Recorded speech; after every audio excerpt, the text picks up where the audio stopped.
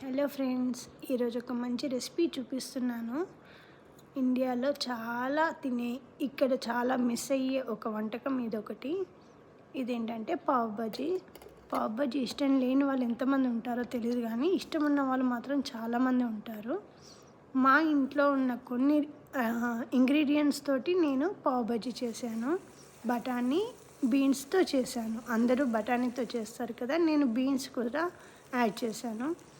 Beans అవి రెండు ఉడకబెట్టుకొని, పొటాటో క్యారెట్ కూడా ఉడకబెట్టుకున్నాను.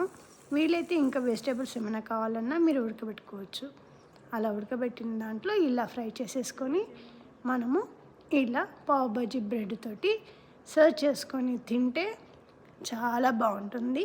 మీకు కావాలంటే ఇంకొద్దిగా మీకు తగ్గట్టుగా ఉప్పు యాడ్ చేసుకోవచ్చు, కారం కూడా.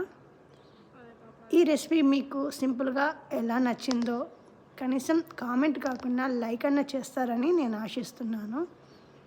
ఇది నచ్చితే నా ఛానల్ని ఫాలో అవ్వండి. ఇంకా మంచి మంచి రెసిపీస్ నేను చూపిస్తాను మీకు.